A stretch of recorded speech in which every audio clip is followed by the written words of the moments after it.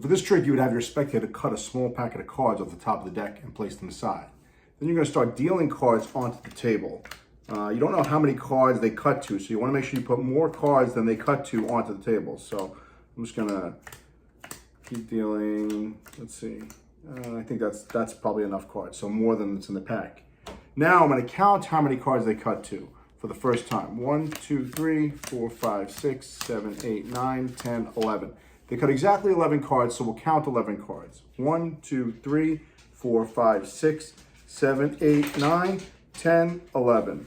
They picked the 3 of clubs. That's the 11th card down. And now I'm going to show them that I knew that they were going to stop at the 3 of clubs because the rest of these cards are all red backed. The 3 of clubs is the only card that's got the Mind Blown Magic logo on the back.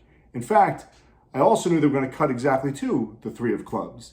And if they still don't believe me, I showed them the logo on my shirt that has a 3 of clubs right in the middle. This is a great trick called Overkill by Paul Harris. Once you select which card you want them to pick, you can make that card appear almost anywhere and as many times as you want, which is why the trick is called Overkill. If you want to learn more tricks like this or get early access to my tutorials, join my mailing list by clicking the link in the comments. So you'll begin by deciding what card you want them to select. So in this case, I picked the 3 of clubs because I knew that inside my logo I had a 3 of clubs. Of course, you could pick any card. You could have any additional reveals that you'd like at the end. You're going to deal 19 random cards onto the table. So 1, 2, 3, 17, 18, 19 cards. I'll place the matching 3 to the deck on top of those 19. So now there's 20 cards. And then I take the other one that doesn't match and I'll put it underneath that so it's in the 21st position.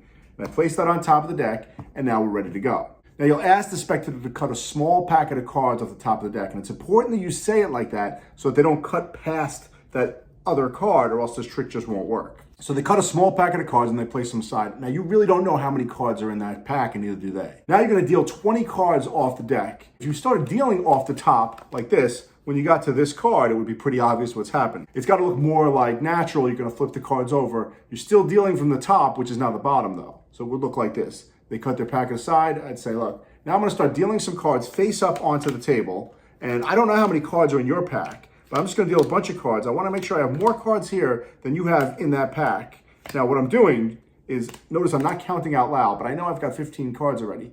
And the reason I know that is because I'm dealing them in packs of 3 and then 2.